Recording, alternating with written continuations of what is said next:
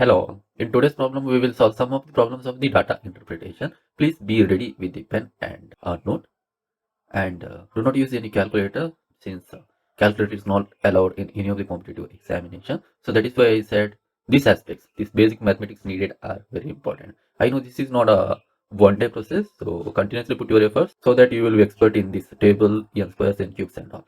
Let's proceed further. Before going for the problems, note down these formulas as well. Okay. Here is a question.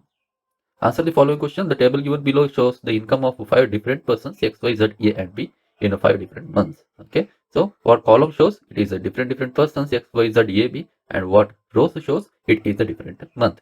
The first question is, what is the approximate difference between a percentage increase in income of X from Jan to May and percentage increase in income of A for the same period? Before going for the solution, I am going to identify the person. Income of X is mentioned first. Okay, so what is the difference between percentage increase in the income of X from Jan to May and percentage increase in the income of A for the same period? So where is X? So X is here, and X's income of Jan to May. Okay, so what is percentage increase from Jan to May is asked, and even person A is here. What is the percentage increase from Jan to May is asked. Okay, so how to calculate? So we are going for the percentage increase formula. So what is percentage increase formula? It is final value. Final value is what? This is the final value. Okay, so final value minus initial value. Initial value is January months. In case of A, 59,000 is the final value and 30,600 is initial value, divided by initial value into 100. Now comes the yesterday's technique. 34,400 as given minus 13,000. 34,400 minus 13,000 will become 21,400, divided by 13,000 is the initial value. How will you calculate this? I'll strike off 2 zeros, I'll strike off another 0, and I'll put a dot here, and 13 ones are 13 ones are. How much is remaining? 8 is remaining, so 13 6 are. Since I'm ignoring this dot, I will put the dot, and 13 6 are. This is approximate. We need not to go for the exact value, so 1.6 into 100 will be 160%. Now I will go for the person A. So person A's income of the same month, correct? So what is the difference between January to May? They have asked 59,000 minus 30,600. How much it will become? So 59,000 minus 30,000 will become 29,000. 29,000 minus 600 will become 28,400. So 28,400 divided by 30,600. I'm just striking off 2 zeros here, then we will get to know how to calculate. Okay, so 284 is smaller than 306, so that is why I'm just putting a 0 point and I'm adding another 0 here. 309 are 2,700, right? So I will write it as 9. Okay, so usually in the competitive examination, we need not to go for the entire calculations. Okay, so this will become 90%. So 160 minus 90% they have asked. See, so what is the difference between approximate difference they have asked? So that is why we can go for the approximate, not an exact one. Okay, around 70. So in this case we can see which is around 70. The option A is around 70, so that will become our answer. Okay, here is the question number 2. Average income of Y in the month of February, March and April is how much more than the average income of Z in the month of March, April and May? Okay, so usually in the formula I have given one formula regarding more than. Okay, so if they have asked proportionate more than, then you can use into 100, or else simply you can go for it. It's nothing but how much more than, correct? How much proportionate more than means you have to multiply it by 100. It's just how much more than. It is in simple, we can say it as nothing but difference. Okay, so I will go for average income of the Y in the month of February.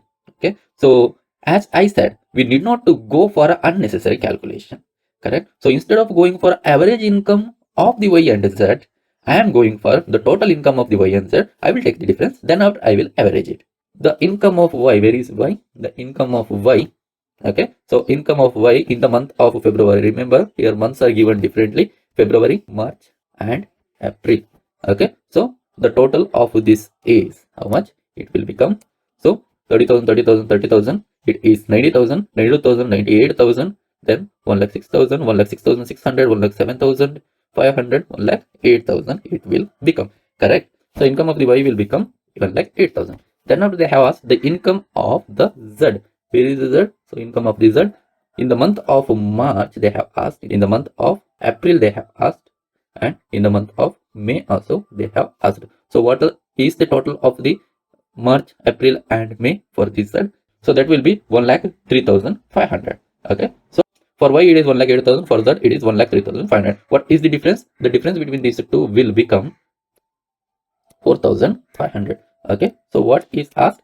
The asked is average, so that is why I'm just going to divide it by 3, so that will become 1,500. So what is our answer?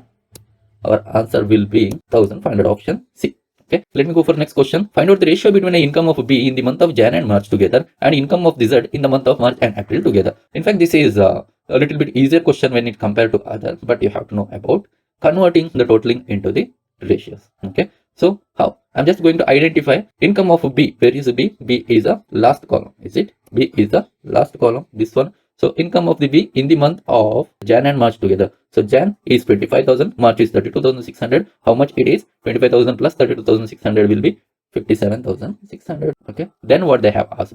Income of the Z in the month of March and April. So where is the Z? The Z is here in the month of March and April. In the month of March and April. So 30, 30, 60,000, 62,000, 66,000, 66,800, 67,200. Correct. So 67,200. Okay, so how to make it to the ratio? So ratio is nothing but it is a smaller value. Okay, so we have to make it a smaller value. Okay, until and unless it is not divisible by a common number. Okay, so I'm just going to divide it. Okay, I can write it like 576 divided by 672. So just taking off two zeros. Then after we have to find out in which common number this can be divisible. Okay, so for this we can follow one particular trick. So this trick is not always work.